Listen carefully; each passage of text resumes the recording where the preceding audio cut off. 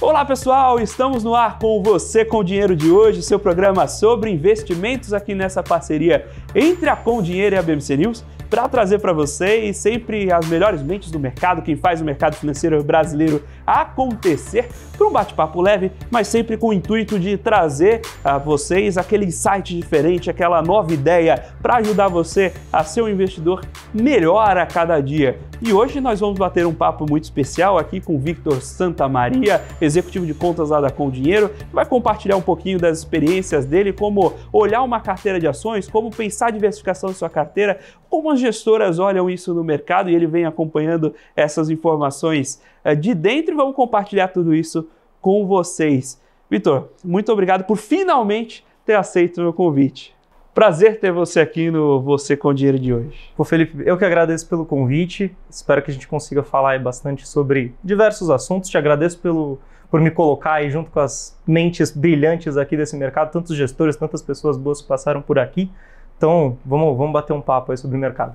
Como eu comentei aqui na abertura, o Victor é amigo meu de longa data, já é uma das pessoas que eu compartilho com vocês, que a gente tenta trazer desde o começo do programa, e a gente sempre teve conversas muito construtivas sobre alguns temas de investimentos, e hoje eu queria aproveitar e compartilhar um pouco com vocês um pedaço dessas conversas. Eu vou começar naturalmente, como é a tradição do programa, lançando os convidados naquela pergunta difícil, para que justamente a gente possa beber nessa fonte, né? E aprender um pouco com a metodologia de vocês. Eu vou começar do começo, né? O que você olha para comprar uma ação? O que você olha numa empresa para tê-la no seu portfólio? Maravilha, Felipe. É gráfico, não? Já adianto que é muito difícil olhar para gráfico. É importante você olhar para preço, isso é um fato, mas também é importante você olhar para o valor intrínseco. É importante olhar para preço? É importante olhar para preço. Você não pode comprar, por melhor que seja a empresa, você não adianta comprar ela muito cara se ela está sendo negociada a um preço-lucro de 100, por exemplo. Então, eu acho que tem alguns fatores que a gente precisa olhar antes de comprar uma ação. O primeiro delas é o setor onde a empresa está inserida. Eu gosto de trabalhar olhando primeiro para setores e depois para as empresas. E aí eu tenho algumas preferências. Eu gosto muito do setor de energia elétrica para investimento. Então, até pouco tempo atrás eu tinha Taesa na minha carteira. Mas isso me leva para um outro ponto. Não só o setor é algo que entra na análise. Por exemplo, Taesa recentemente teve um aumento do endividamento, então isso é algo que eu particularmente não gosto de empresas tão endividadas. E a Taesa ali passou de mais ou menos uma dívida líquida por EBITDA de 3, 4, mais ou menos, para cerca aí de 5 e pouquinho. Então, são alguns indicadores que eu acabo olhando. Primeiro eu olho para o setor, depois eu olho ali para a questão do endividamento, e é claro que o ponto mais importante é o dividendo, pelo menos na minha visão, um caminho um pouco mais barciano, se me permite falar dessa forma. Então eu gosto de olhar muito para esses indicadores. Então, primeiro o setor, depois eu vejo ali questão de estrutura de endividamento da empresa, principalmente dívida líquida por EBITDA, que ali é o quanto que o caixa da empresa consegue pagar, né, a própria dívida. E aí depois a gente vai entrando em indicadores de preço, indicadores de dividendo. Então eu considero muito isso para as minhas análises. Isso me ajuda ali a ter um portfólio legal, balanceado, e ao mesmo tempo que me paga algum dividendo. Inclusive, se você pega ali o índice de dividendos, basicamente ele dá ganha bem, eu ia falar outra coisa, mas enfim, ele ganha muito bem do Ibovespa ali, 700 e poucos % contra 200 e pouco % se você pegar ali um intervalo um pouco maior aí, acho que de uns 10 anos mais ou menos. Então, eu entro muito nesse tipo de análise. Então, faço alguns filtros, né, para essas consultas, inclusive usando Com Dinheiro para fazer isso, né. Então, a gente tem algumas ferramentas muito legais que nos ajudam a fazer esse tipo de análise. Por exemplo, na hora de fazer a segmentação das empresas, existe uma ferramenta lá cujo nome é Fund Screener, um nome bem criativo, né, Stock Screener, que é um screener de ações. Você confundiu o nome dela? Eu confundi o nome da ferramenta, peço desculpas aí. É isso porque você estava criticando de não ser criativo o nome, né? Pois é, exato. Então, pra você ver como o cara não consegue nem decorar. Mas A ferramenta é muito interessante porque você coloca ali os filtros que você quer que fazem sentido para você. Então você filtra primeiro por setor, depois você pega, poxa, quero só ações ordinárias ou preferenciais ou units, enfim. E aí você usa ali e faz os filtros. Eu quero um ROI maior que, sei lá, tanto ou menor que tanto, eu quero tirar algumas distorções. E com isso, com o dinheiro, te traz uma lista ali de ações que se encaixam naquela filtragem. Baseado nisso, o que eu faço? Eu acabo olhando ali os indicadores, crio uma espécie de um ranking mesmo. Então, dentro desses indicadores que eu selecionei, dívida líquida, ROI, EBITDA e por aí vai, faço um ranking e aí eu coloco essas empresas dentro da minha carteira. Então, é assim que eu acabo selecionando algumas empresas. Você passou por um conjunto de temas aí, mas tem uma coisa que você... Vamos destrinchar um pouco disso, né? Um a um. Você falou de setores. Taesa, por exemplo, empresa de energia elétrica, geralmente ela compra contratos de concessão que são ajustados por inflação. Então, quando você compra um título desse, você tem uma receita contratada. Certo. Então, se aproxima do conceito de uma renda fixa. Agora, da mesma forma que isso é positivo no sentido de proteger a receita a longo prazo, isso te impede, por exemplo, que a empresa cresça reinvestindo. Sim. E quanto é aceitável? Poxa, vamos pensar que hoje a gente tem título público longo, a gente está falando de NTNB para cima de 5,5 longa. Faz sentido você comprar uma empresa de dividendo que vai pagar 6% de yield de dividendo, dado que você podia ficar na renda fixa soberana e aproveitar os louros de não ter que correr risco de bolsa? Bacana, Felipe. Depende muito da constituição do teu portfólio, tá? Se você olhar para a renda fixa, claro, renda fixa você pode arbitrar taxa, arbitrar preço e acaba que a renda fixa não é tão fixa quanto o pessoal fala e a renda variável também não é tão variável nesse sentido quando você tem contratos ali que te protegem. Mas um ponto muito importante a chance de você ter uma ação que decole é muito maior do que de repente você ter ali uma NTNB que o preço exploda. Então, por conta disso, eu acho que é legal que você tenha um portfólio equilibrado. É legal você ter um pouco de ação que te pague dividendo, porque com esse dividendo você pode fazer um reinvestimento, de repente sacar, né, esse dinheiro. Nada como ter uma renda passiva, aliás, a maioria dos brasileiros busca isso hoje em dia. Então, você não necessariamente precisaria comprar um apartamento para ter uma renda passiva. Você pode ali com 100, 200 reais comprar ações de alguma empresa. Gente, não é nenhuma recomendação, falei da Taesa, mas não é recomendação de venda nem nada. Você pode comprar, por exemplo, o Banco do Brasil, que é uma ação que tem te pagado bons dividendos e tem valorizado bastante ao longo do tempo. Você tem o Banco do Brasil na carteira? Tem o Banco do Brasil em carteira. Isso não é uma recomendação, é porque eu tinha insider information, né? Continua. Banco do Brasil, inclusive, quem nos comentou foi um colega nosso, de uma corretora lá da Nova Futura. Quando ele me comentou, fui atrás de pesquisar. Tá na gestora, agora inclusive a gente falou com o pessoal da gestora aqui, forte abraço Nova Futura. É isso. Portas abertas quando quiserem voltar. Com certeza. E um forte abraço pro Flávio, né, que é esse nosso colega que comentou. Então, é legal porque, voltando, né, no ponto do NTNB versus a ação, é interessante que você tenha o pagamento dos dividendos, que seria ali como um suposto pagamento do cupom, talvez da NTNB. Só que, como eu falei, é muito mais fácil que uma ação ela exploda do que um preço, um PU ali de uma NTNB ou de uma taxa de NTNB. Então, o que é legal é que você tenha um certo equilíbrio. Posso ter um pouco de NTNB, posso ter um pouco de ação, que te pague ali alguma coisa perto daquilo que você busca, tá? Então, você acaba protegido de oscilações de mercado e, ao mesmo tempo, você tem ali a possibilidade de uma ação estourar por algum motivo. Tanto para cima quanto para baixo, né? Vamos deixar isso bem claro. Então, você consegue trabalhar dessas formas. Eu gosto de ter um portfólio bem diversificado por conta disso. Diversificação. Morreu ano passado ali o Markowitz, né, um dos grandes defensores da diversificação, mas existe uma briga, entre aspas, no mercado, entre você ter a sua carteira diversificada e você conseguir acompanhar a sua carteira. Uhum. O que é diversificação para você? Quantos ativos você considera para uma carteira diversificada? Poxa, cara, é uma pergunta interessante, porque a diversificação não estaria só nos ativos que você compra, né? Por exemplo, as ações ou os títulos de renda fixa, mas também entrariam os fundos nessa análise. Então, se você tem um portfólio que tem ações, tem fundos e tem títulos de renda fixa, por exemplo, você acaba entrando num cenário de diversificação muito grande. De fato, é mais difícil de você acompanhar, tá? Mas o ponto é, quando você terceiriza um pedaço ali para a parte de fundos, você confia que o gestor tem capacidade o suficiente para tocar aquela estratégia e ao mesmo tempo você olha para as tuas ações, para as tuas empresas. Então aquele gestor, ele procura ali a nova Magalu, que é o que todo mundo falava há alguns anos atrás, a nova PetroRio talvez mais recentemente. Então esse gestor, ele tem a função de procurar essas empresas que estão valorizando cada vez mais, ou achar uma forma de entender ali qual que é a empresa que vai estourar. E você se concentra em poucas ações, em poucos títulos. Então ali em torno aí de 8 ou 9 ações, que é o que eu tenho em carteira, porque assim eu particularmente consigo acompanhar melhor, tá, essas empresas. Então eu tenho 8, 9 ações ali na minha carteira e alguns outros títulos para fazer uma certa proteção. Então, lembrando, né, eu sou uma pessoa física, eu não sou um fundo nem nada disso, mas eu consigo ali ter taxas legais tanto na renda fixa quanto taxas de yield e valorização das empresas, tá?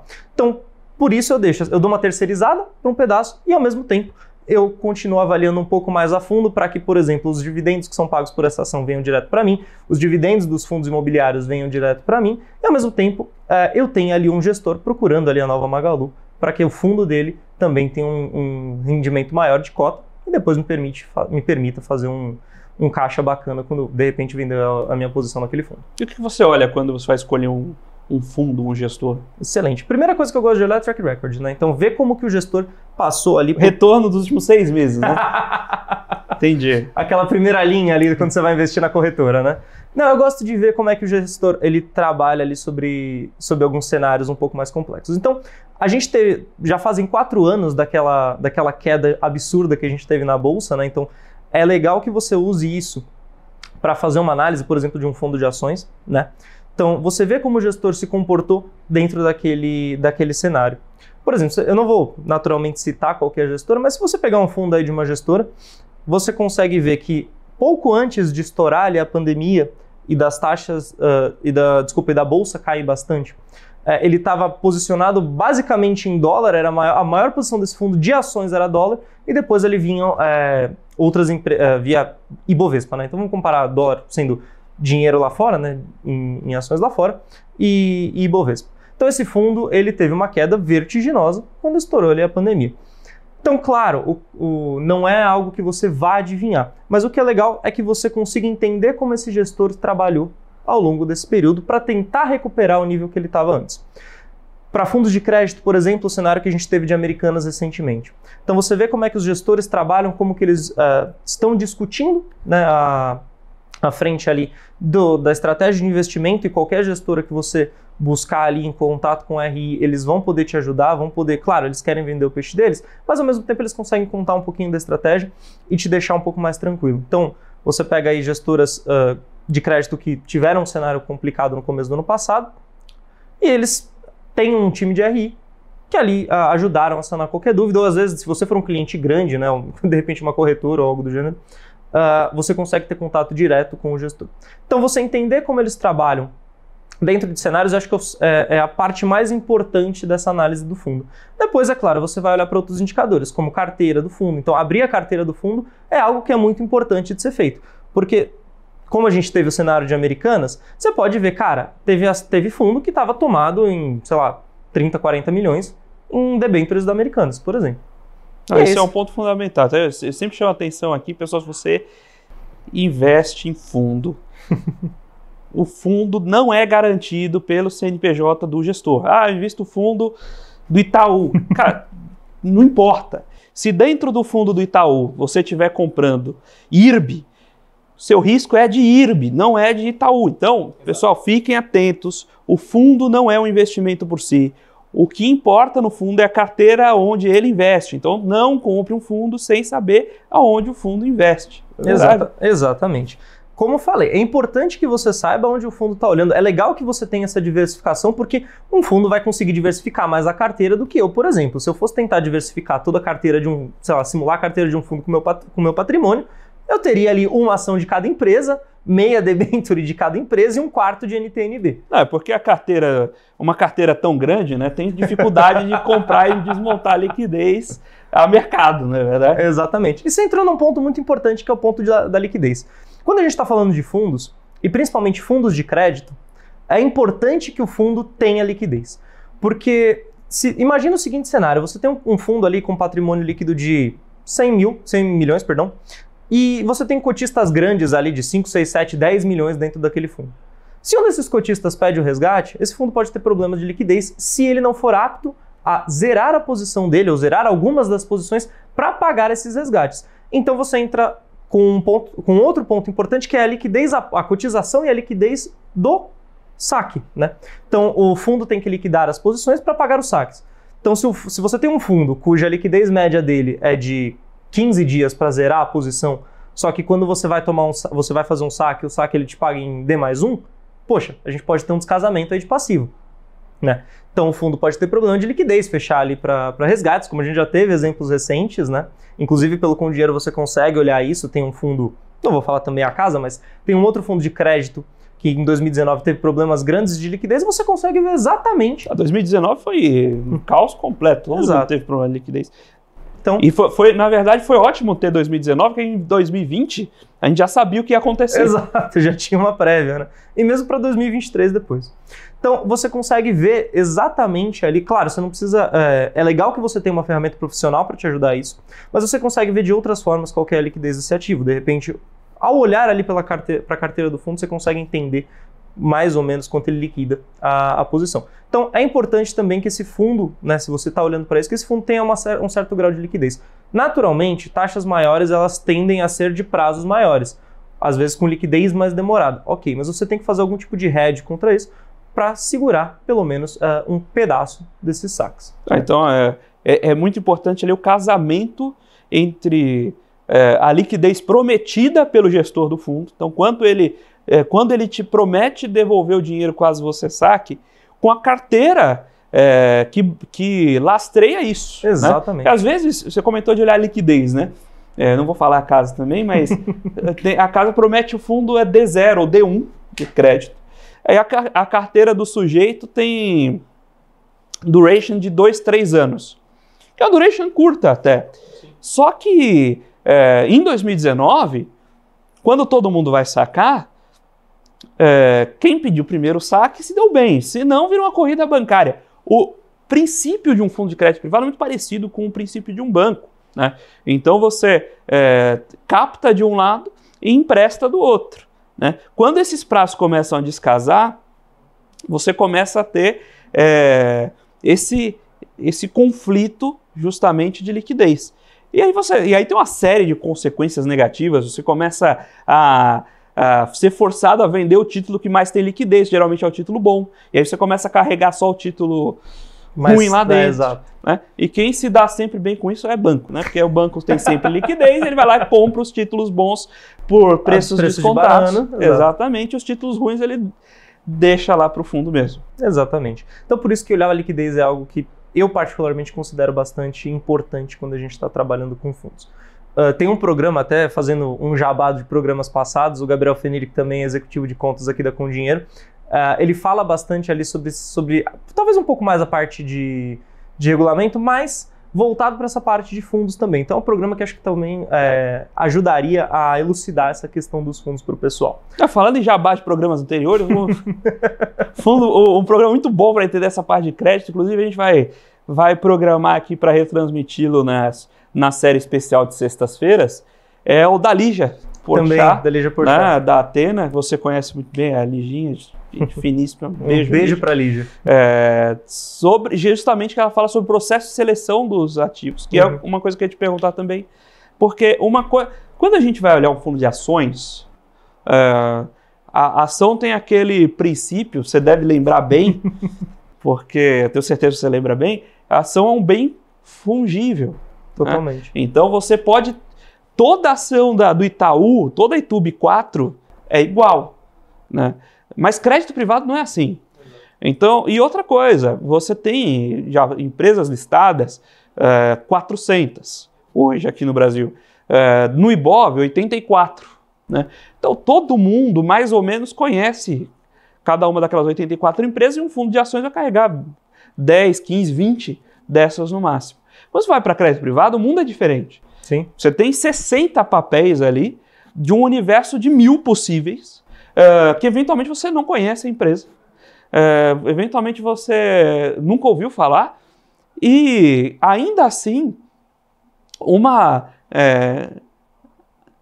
você tem eventualmente dezenas de emissões diferentes da mesma companhia, né? Então a gente está falando aqui, pô, olha a carteira, olha a carteira, olha a carteira, mas como é que você vai avaliar a carteira de crédito privado? Bom ponto. É algo um pouquinho mais complexo mesmo de ser feito, né? Então, utilizaria também esses primeiros filtros de liquidez, de track record do gestor, olhar a carteira. De fato, só olhar a carteira talvez não resolva, né? Porque às vezes o fundo pode ter um FDIC lá dentro, que é um fundo de direitos creditórios, e é um fundo que, de repente, você não vai... O investidor mais pessoa física nem tem acesso a esse tipo de papel, ou tem um acesso muito mais limitado, né? Então, o que seria o ideal para você avaliar esse tipo de carteira? Cara, tentar entrar em contato com o gestor ou tentar entender por outros caminhos, talvez não mais tradicionais, ou de repente os mais tradicionais mesmo. Abre o Google, fala, poxa, me conta um pouco dessa empresa, ou se tiver um FDIC dentro do fundo ali, poxa, primeiro deixa eu entender o que é um FDIC, depois deixa eu entender ali o regulamento daquele fundo, isso é extremamente importante, daquele FDIC, né, no caso, para saber de onde está vindo o crédito que abastece aquele FDIC, né? E entender também se o fundo, né, entrando no cenário de FDIC, se o fundo tem cota sênior desse FDIC. Porque apesar de ser a cota mais, talvez com uma rentabilidade não tão atrativa, mas é a cota mais segura, né? Então qualquer problema, a primeira cota que vai receber ali.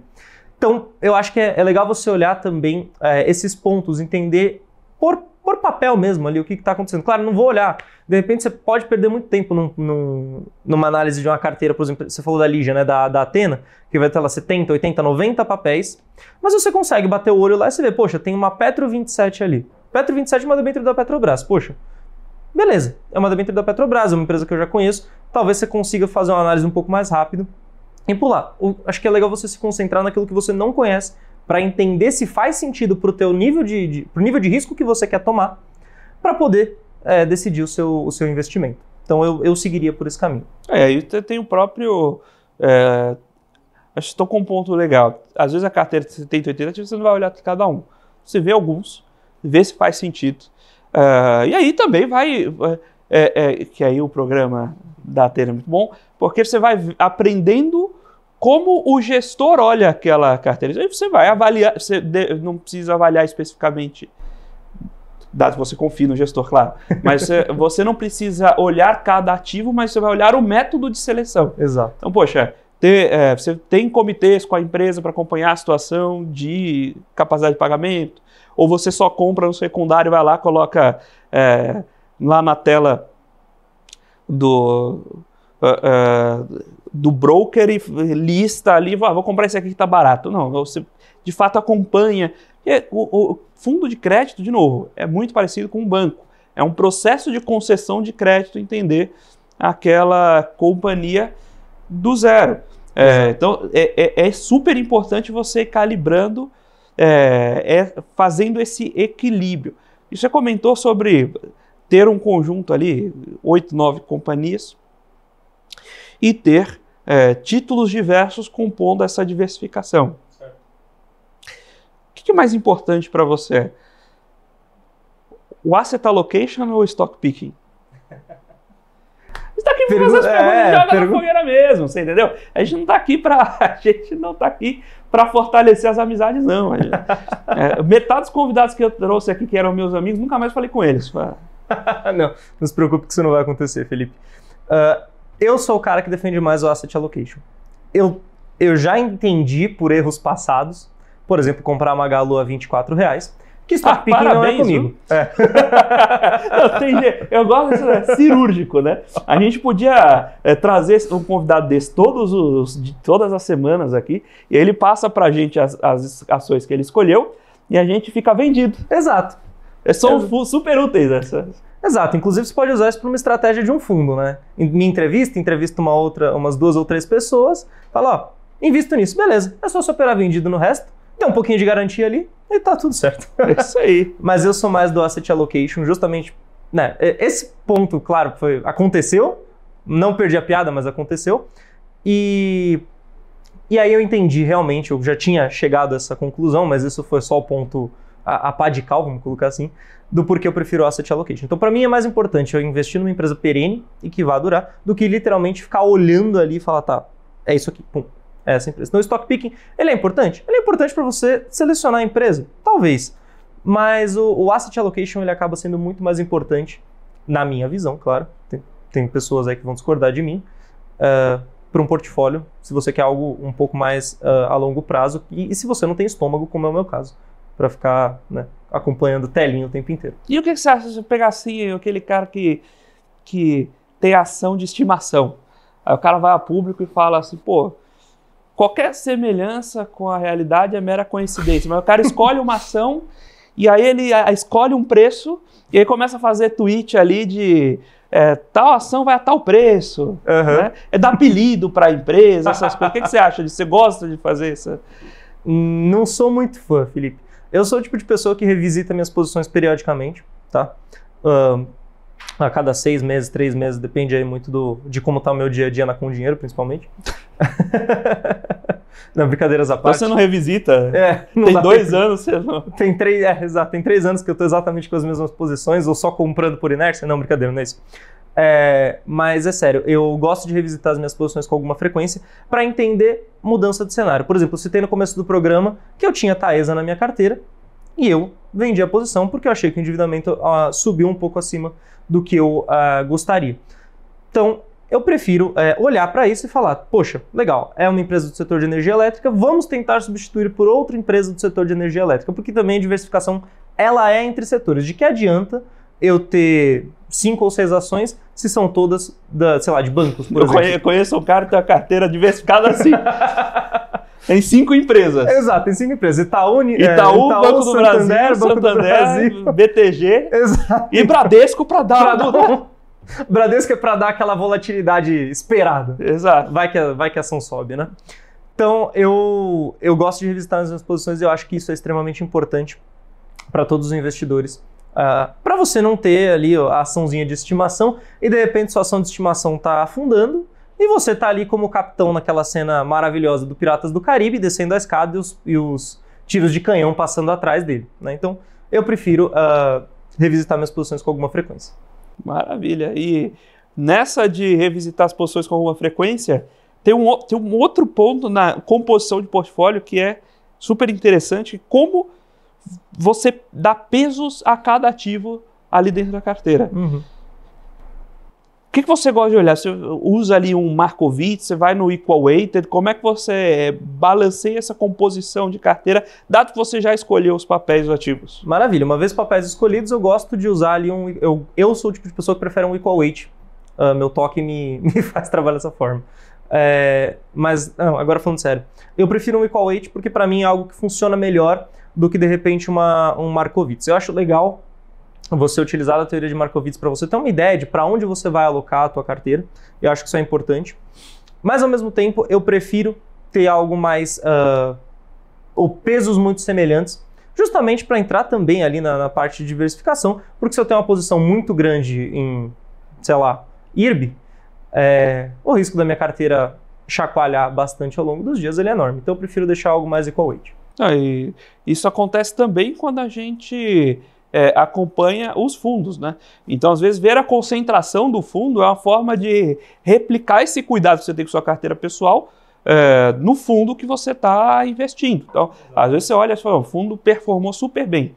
Ele performou super bem porque tinha 50% do fundo em 2 papéis. Pô, quando esses papéis performarem mal, provavelmente esse fundo performa mal. Exato. Você não vai ficar tão feliz, né? Exatamente. Então, por isso que é extremamente importante. Eu sou o tipo de cara que prefere o equal weight por causa disso. Então, veja que toda a composição de carteira que eu gosto de trabalhar, ela é baseada em diversificação de risco. E para deixar esse risco no mínimo possível. E se você olhar ali para as ações que eu tenho, são ações de empresas que já estão consolidadas no mercado. Então, é Banco do Brasil, CEMIG agora que eu substituí. Santander deu uma boa patinada recentemente, mas está ali na minha carteira. Então são empresas que você olha e fala, tá, eu conheço essas empresas, são empresas relevantes, que têm resultados relevantes e que no final das contas têm me pago bons dividendos. Então, por isso que eu acabo deixando elas ali na minha carteira. Obviamente, sempre revisitando as posições, mas não vai ser uma variação de preço que vai me, necessariamente só por ela, me fazer vender a ação. Não sei o que aconteça o que aconteceu com Americanas, que a gente descobre um rombo fiscal. Isso entra num ponto muito importante também, Felipe, quando a gente está falando de ações, né? Então já voltando para ações, você vê que o programa vai e volta, né? Falando aí de ações, é importante você entender o nível de governança da empresa, né?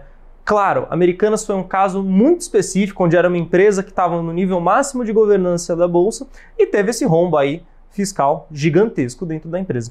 Mas nível de governança também é muito importante. Free float, né? Você entender o free float da empresa, o quanto que o acionista minoritário, vai ter de participação na empresa, é extremamente importante para que as pessoas entendam ali, para que as pessoas estejam dentro também do dia a dia da empresa, no limite, né? Entender ali o que está acontecendo com a empresa e não ficar ali só segurando a posição e deixar o gestor indo a Deus dará. Então, eu acho que é legal que você entenda isso, você invista em empresas que estejam não necessariamente no nível mais alto de governança, mas que tenham um controle bom de governança. Muitas vezes você pode encontrar ali uma blue chips, né, que o pessoal fala que talvez esteja num nível tão alto de governança para ganhar um dinheiro. Eu não sou adepto dessa estratégia. Eu não gosto de empresas que tenham governança nível baixo. Eu prefiro, né, empresas de novo mercado, nível mais alto, né? Então, para mim, governança também é um ponto importante. Então, olho também para isso depois de fazer todas as minhas análises ali de indicadores. Hoje estamos batendo esse papo com o Vitor Santamaria, executivo de contas lá da Com Dinheiro, sobre investimentos em ações, como montar um portfólio, quais indicadores olhar e acompanhar na hora de monitorar a sua carteira de investimentos. Agora nós vamos para um breve intervalo e daqui a pouquinho a gente está de volta com o segundo bloco do Você com Dinheiro de hoje. Olá pessoal, estamos de volta aqui para o segundo bloco do Você com Dinheiro de hoje, batendo um papo aqui com o Vitor Santamaria, executivo de contas lá da Com Dinheiro, sobre o mercado de investimento, sobre uma carteira de ações, como avaliar sua carteira, avaliar as companhias e mesmo fazer o seu processo de seleção, mas sobretudo como discutir o seu asset allocation, como pensar a sua carteira como um todo e depois, naturalmente, avaliá-la.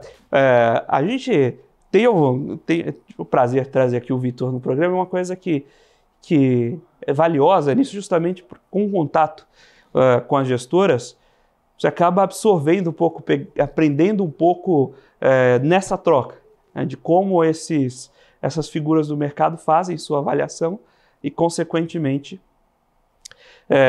inevitavelmente, ainda que por osmose, você absorve um pouquinho de tudo isso. Isso é muito valioso. E me leva a questionar se existem algumas travas. Então, vou fazer algumas perguntas nesse bloco justamente para tentar capturar esses pontos. Você investe em IPOs? Não gosto de IPO, Felipe. Como eu falei... Então, vamos lá. Como eu falei na parte de fundos sobre track record de fundos, o mesmo princípio se aplicaria para empresas, né? Então, se de repente você compra ali ações no IPO, e você pode pegar até dados históricos disso, o comum é que a empresa caia após o IPO. Porque ela faz todo aquele roadshow, os fundos entram ali na posição, e aí, né, podemos ter um preço um pouco distorcido da realidade, o mercado depois vai lá e dá o preço. Então, voltando nos princípios mais básicos de economia, mas que a gente vê na Bolsa de Valores o tempo inteiro, a mão invisível de Adam Smith acaba controlando o mercado, né? Então, eu não gosto de investir em IPOs, porque você não tem ali um histórico tão grande para você acompanhar da empresa. De repente, você pode até ter acesso a um ou dois balanços ali para dar uma olhada, mas você não consegue ter algo tão... um cenário tão grande para que você invista. Então, como eu falei, eu invisto em empresas que têm um tempo já grande de mercado. Então, para mim, empresas no IPO, por mais interessantes que fossem, e pegar um exemplo até razoavelmente recente, eu quase entrei no IPO da Raizen, mas isso foi uma coisa que me segurou, né? Então, essa parte aí do passado. Você ficou feliz ou triste de não ter entrado? Eu me sinto mais feliz, considerando principalmente o que aconteceu logo na sequência, né? Então, eu sou o tipo de pessoa que não investe em IPO. Não indicaria, né? Não que eu trabalhe... Posso indicar? Exato, posso indicar ou não, mas eu não gosto de entrar em IPO. Eu particularmente constituo a minha carteira de empresas mais consolidadas no mercado. E tem... naturalmente o IPO é uma negativa da empresa para você. né? É uma que a gente usa aqui no programa, uma bola preta. Então essa aqui não vai. O que mais tem de bola preta quando você olha uma companhia? O que não pode ter? Se tiver, você pula fora. Boa. Uma coisa que eu gosto de olhar bastante é um indicador bem legal ali que o pessoal olha para entender ali a quanto que a empresa está sendo negociada, é o indicador de preço-lucro, né? Então você olha ali para o preço-lucro. Se você tem uma empresa que tem um preço-lucro muito alto ali, sei lá, acima de uns 10, 12, significaria, a grosso modo, que você está investindo numa empresa que vai demorar 10, 12 anos para te devolver o dinheiro, né? Que pode nem ser tão longo, né? Vai depender muito do horizonte de tempo que você está querendo trabalhar. De repente, se você é uma pessoa um pouco mais velha, para você faz zero sentido você investir dinheiro numa empresa que o índice preço-lucro dela é 10 anos. De repente, uma pessoa mais nova como eu, posso até segurar, né? Mas eu sou o tipo de pessoa um pouco mais ansiosa, então quero algo um pouco mais curto. Então você pega ali, a gente falou do caso de Magazine Luiza, da nova Magalu. A Magalu, quando ela bateu lá os 23, 24, ela estava com preço-lucro negociado para lá de 100, se não me engano, já beirando 200 ou 300. Se não for até mais, tá? Eu tô puxando de memória aqui, poderia usar com dinheiro para puxar essa informação. E aí você pega isso, você olha para isso e fala, cara, você vê que o mercado realmente estava sobreprecificando muito aquele papel, né? Então eu acho que não é interessante você ter uma ação na sua carteira que tem um índice preço-lucro tão grande. Outro ponto importante que é legal de você acompanhar é se as receitas da empresa estão crescendo e a quanto que elas estão crescendo, ou no limite, se o caixa da empresa tem acompanhado o crescimento daquela empresa, né? Então, a necessidade de crescimento de caixa daquela empresa. Então, até pelo próprio com dinheiro, você consegue puxar ali o crescimento do EBITDA dessa empresa, usar isso como caixa ali, para fazer essa análise. E se a empresa tem um EBITDA ali que está depreciando, né, está indo para baixo, é um ponto de alerta para você observar. Pode acontecer de ser estratégia da empresa, por exemplo, de queimar um pouco mais de caixa para fazer investimento. Então isso é um ponto legal de você avaliar também na empresa, se não é só necessariamente queima de caixa para manter a operação, mas é algo como uma parte de investimento. E também a parte da dívida da empresa. Eu não sou fã de empresas lá muito endividadas, como eu disse no começo do programa.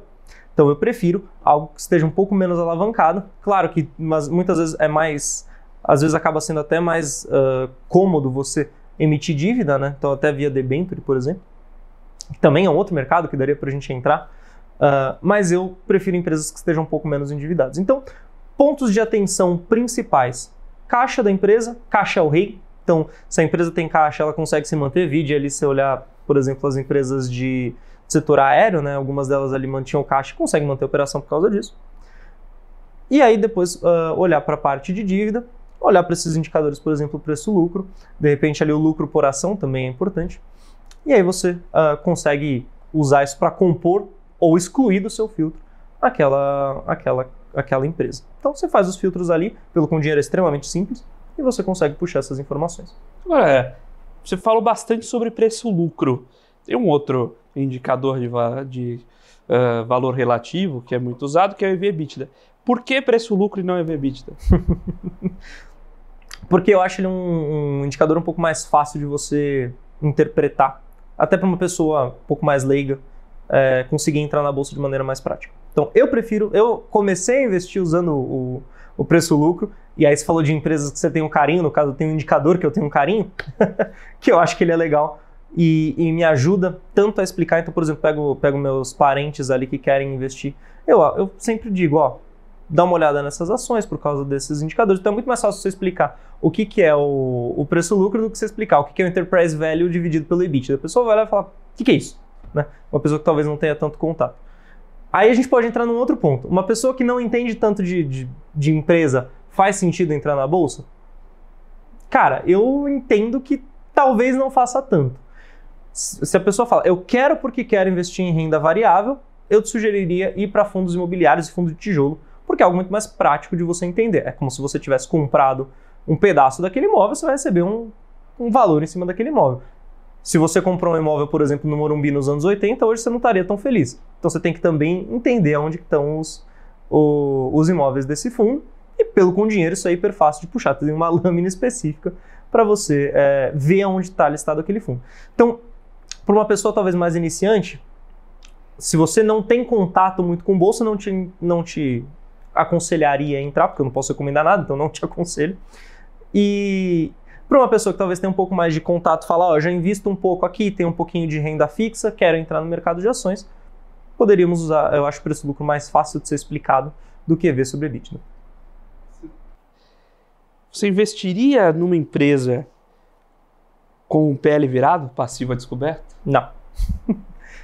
Curto e grosso, não. Não porque o passivo da empresa descoberto, enfim, você olha ali historicamente, tem uma tendência grande de queda da empresa, né? Então é só se pegar, por exemplo, a gente falou de uma companhia aérea, a Azul, se não me engano, estava com passivo virado, né? Então... E tem muita gente apostando, esperando a compra da Gol. Também. Só que aí podemos ter outros impactos. Aí a Gol em si também não é uma empresa que você olhe e brilhe os olhos, né? Então, eu prefiro não entrar no ramo de empresas aéreas. Essa é outra pergunta. Tem algum setor que você não investe? Como trabalho com 9, 10 ações ali, tem vários, né? Não, mas não que você não invista hoje, você não investiria conceitualmente. Entendi a pergunta, sim. Foi só para não perder a piada. Mas, claro, eu não gostaria de investir no setor de companhias aéreas, né? Pelo seguinte, companhia aérea, por mais que seja um setor estratégico para a economia, para você ligar partes ali do globo ou partes do país, é estratégico, é importante, poxa, muito importante. Mas ele é um setor que tendencialmente não vai te dar nenhum tipo de lucro, tá? Então, por você não ter lucro, dificilmente o valor da empresa vai continuar alto, né? Então ele pode ter caixa por conta de preço de passagem e tal para manter a operação, mas ela dificilmente vai ter lucro. No longo prazo, nenhuma empresa que tem lucro negativo sobrevive. Então, esse é um tipo de setor que eu não gostaria de entrar. Tá? Mas por que a empresa aérea não dá lucro? Tem alguns fatores, né? Primeiro que a operação ela é extremamente cara, né? Então você faz... as empresas não têm aeronave, elas fazem leasing da aeronave, né? Ou a empresa que tem aeronave é uma aeronave que acaba sendo muito cara. Custos de manutenção são absurdamente altos.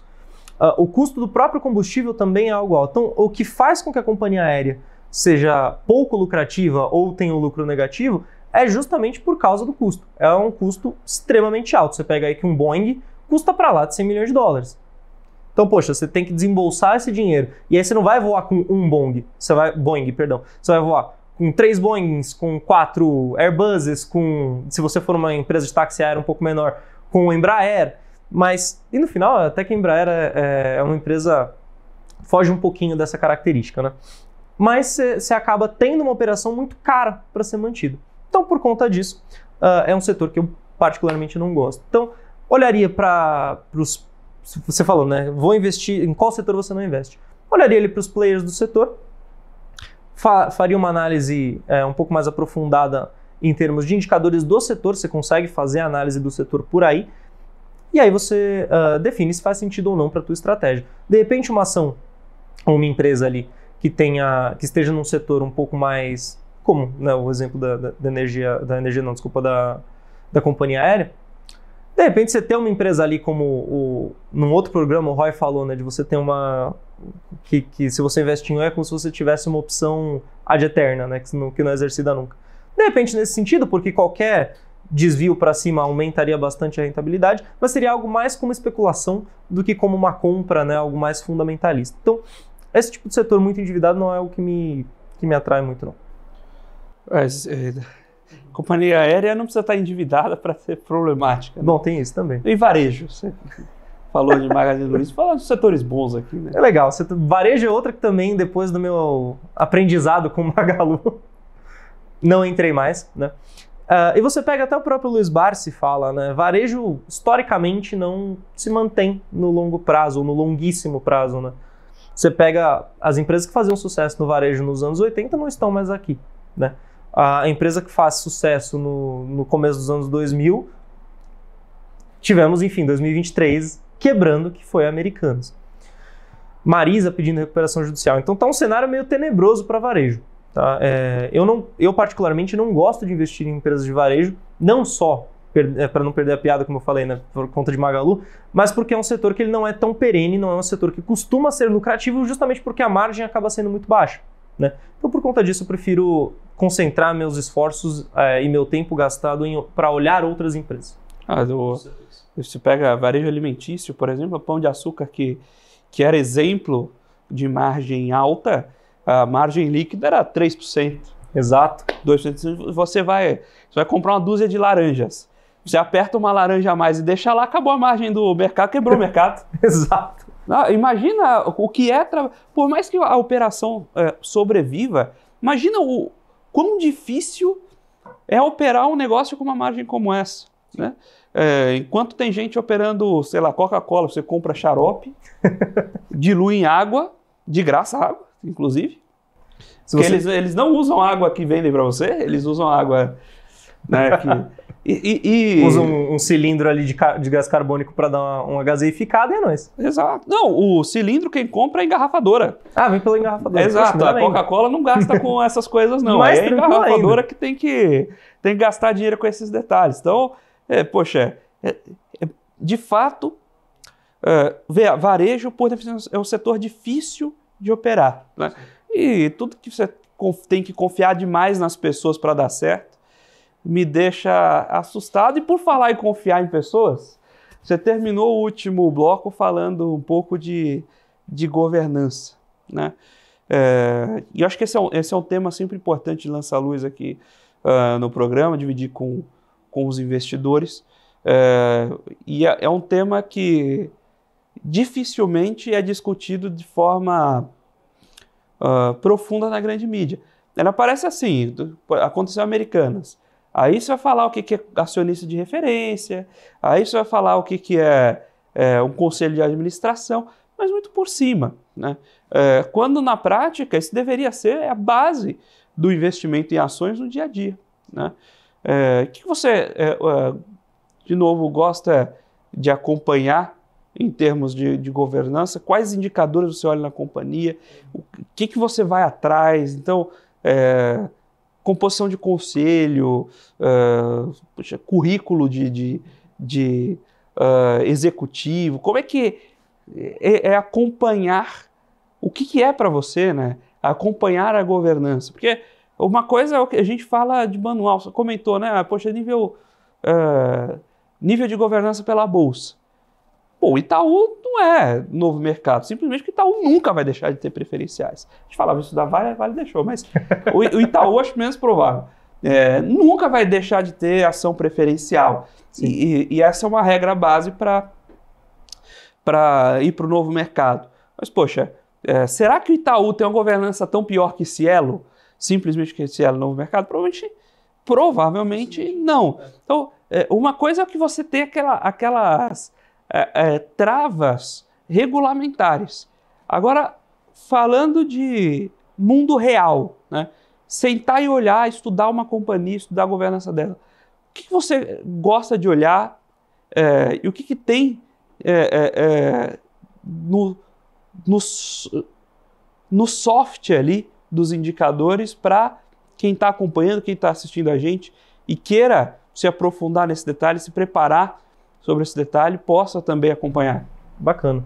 Não, Felipe, eu gosto muito de olhar para o conselho de administração. Eu acho que é um ponto, se não é o mais importante, é um dos mais importantes ali para você avaliar a governança da empresa. E o conselho de administração vai ser composto ali por algumas pessoas que normalmente já têm uma história grande no mercado, né?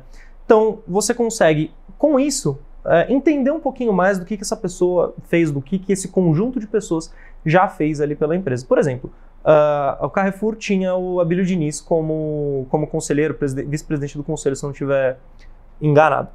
E o Abílio Diniz, poxa, todo mundo sabe quem é o Abílio Diniz. É uma boa pessoa para o Carrefour ter no conselho, né? Exato. O Carrefour foi CEO do concorrente por 20 anos, né? Acho que... Então, ponto extremamente importante, ele foi CEO do concorrente por 20 anos. Então ele não estava entrando ali no Carrefour para, poxa, deixa eu brincar aqui de presidente do conselho. Nada disso. Então ele é um cara que já sabia o mercado que ele estava inserido e foi ali para ser vice-presidente do conselho, para ajudar ali nas tomadas de decisão. E às vezes você leva até relacionamento, né? Exato. Você já é alguém com acesso nesse mercado. Exatamente. Então, você entender o que o conselheiro... Primeiro você precisa entender o que o conselheiro vai fazer, né, ali. Então ele vai ajudar na tomada das decisões, na estratégia ali da empresa. Mas você também precisa entender que o conselheiro, ele é uma pessoa. Então você precisa ver o que essa pessoa tem de histórico no mercado. tá? Então, se você abrir lá pelo Com Dinheiro, existe também outra ferramenta, então já fazendo mais um jabá, existe outra ferramenta que você consegue muito facilmente baixar ali todas as informações relativas a quem é o diretor, qual que é o currículo dele, quanto tempo ele ficou em qualquer outra empresa. Tem um breve resumo ali do currículo do cara para você entender se aquele cara é uma pessoa certa para aquele conselho, e se ele é a pessoa certa para aquele conselho, ou uma das pessoas que faz sentido estar naquele conselho, beleza, acho que pode passar pelo filtro da governança, e aí a gente pode entrar pela parte dos indicadores. Então, governança, ela é muito importante para que a gente evite problemas como que teve na Americanas. Claro, Americanas foi uma fraude que ninguém pegou, nenhum auditor pegou. Outro ponto importante, auditoria também faz parte ali da governança. Mas você tem que, infelizmente, você precisa confiar nas pessoas, né? Então você precisa, o melhor jeito de você mitigar o risco de confiar em alguém é você estudando sobre essa pessoa. Claro, você sempre pode tomar uma punhalada nas costas. Mas, dado que a gente não tem como prever o futuro, acho que o melhor caminho é você estudar o pessoal que faz parte ali do conselho, da presidência, e por aí vai. A própria Americanas muito se fiou nos seus acionistas de referência. Bom, e também espera-se que eles recuperem parte do prejuízo dos acionistas. Mas, uma coisa aí que eu acho fundamental, você comentou, né, de ver quem são as pessoas do conselho. Isso foi parte da minha, você conhece bem, parte da minha dissertação de mestrado, que o órgão de governança, todo aquilo que aparece no book de governança, só faz sentido se você tiver a hard governance ali para segurar e fazer com que as coisas aconteçam. Um conselheiro independente, que é independente, porque é independente assim, né? Pô, o cara é da família do controlador? Não. Ele é namorado da prima, então não é da família. É filho do fundador. Não é da família. Na regra, funciona, mas... Na prática, talvez não tanto. Na prática, então você tem que ter um independente, mas que tem alguém que sente na mesa e tem a voz para verbalizar através daquela independência. E a mesma coisa, pô, um dos grandes motes de você ter um conselho, pessoal, quando você pensa em estrutura de uma empresa, o conselho de administração fica acima da diretoria executiva. Deveria ter pessoas sêniores ali capazes de opinar sobre os rumos da companhia. Eu me lembro de um caso de uma empresa que foi uma das principais empresas do índice Bovespa, não vou falar o nome, obviamente, mas ela era uma empresa que fazia parte de uma holding com várias outras empresas de capital aberto, etc. e tal. Você ia na estrutura da holding, a holding tinha 3 diretores. Um era o dono da holding, que dava nome para a holding. Um era o amigo dele. E o outro era um filho. Um filho com 22 anos. Um cargo de confiança gigantesco. Era diretor sem designação específica. Pronto. Eu não vou falar quem é, mas quem quiser lá, vai lá na CVM, vai lá no Com Dinheiro e veja lá o currículo. Com 22 anos, ele era diretor da holding controladora. Ele não era nem formado ainda. Então, a não ser que seja Mark Zuckerberg, não terminou a faculdade, de repente é um gênio. Não sei se mas para você estar numa posição, né, como essa, em que você vai reorganizar a estratégia da companhia, você deveria ter acesso, deveria ter expertise para justamente contribuir para a companhia, tanto na definição dos nortes estratégicos, quanto para conhecer o mercado, pensar os nortes e dar vazão para essas estratégias, né? Então, conhecer quem são os players, conhecer os stakeholders, né, para ajudar a companhia a executar tudo aquilo. Vitor, o Rafael está aqui, né, já sinalizando ali a hora de a gente encerrar aqui o programa, mas, bom, eu queria agradecer a sua participação, foi muito bom tê-lo aqui, finalmente, para bater esse papo, naturalmente, portas abertas para muitas outras rodadas. Claro. E agora fica à vontade, esse momento momento do jabá, né? Claro. Você fica à vontade, então deixar seus contatos, seu e-mail, redes sociais, LinkedIn, o que você preferir, o contato naturalmente da Com Dinheiro, o que você pode oferecer, quem pode procurar, quem tem interesse em usar lá Com Dinheiro para fazer tanto a seleção dos seus investimentos quanto o acompanhamento de sua carteira. Fique à vontade de deixar seus contatos. Felipe, te agradeço primeiramente pelo convite, depois de muita insistência, né, que eu acabei vindo fazer esse programa. Foi muito bacana, foi um bate-papo super interessante. Quem quiser falar comigo, fique à vontade para me procurar ali no LinkedIn, Victor Santamaria, Victor com C, tá? Santamaria tudo junto. Ou pelo meu e-mail, victor.santamaria@comdinheiro.com.br. Aqui na Com Dinheiro, a gente trabalha com basicamente o mercado inteiro, sejam ali tesourarias de bancos, corretoras, gestoras. Então, gestoras pequenas, nós temos um histórico legal de gestoras que estão começando e utilizam a nossa ferramenta. Então, você, em qualquer parte aí do teu mercado, você consegue utilizar o Com Dinheiro e eu estou mais do que à disposição para conversar um pouquinho contigo, te explicar como que a gente pode te ajudar, como você consegue extrair os dados e como que a gente pode fazer a tua empresa crescer cada vez mais. Muito obrigado mais uma vez, Vitor. Muito obrigado naturalmente Com Dinheiro. Éder, forte abraço por ceder aqui a participação do Vitor para esse bate-papo conosco. Muito obrigado a você, telespectador da BMC News, investidor e profissional do mercado, pela sua companhia, pela sua audiência. O Você Com Dinheiro vai ao ar aqui de segunda a sexta, sempre no mesmo horário, com o intuito de tornar você um investidor melhor a cada dia. Seja batendo papo com gestores, administradoras, distribuidores, participantes do mercado, seja aquele empreendedor que vai ser a próxima empresa a ir para a Bolsa, para trazer aquela visão diferente, aquele novo insight, sempre pensando em evolução, né? Como a gente pode pensar diferente, pensar um pouquinho fora da caixinha para se tornar sempre um investidor melhor. Se você quiser saber um pouco mais sobre a Com Dinheiro, como ela pode ajudar você aos seus investimentos e ao seu negócio, visite www.comdinheiro.com.br e deixe também seu feedback, sua mensagem, sua dúvida em contato@comdinheiro.com.br. Nós vamos ficando por aqui com Você Com Dinheiro de hoje e até a próxima!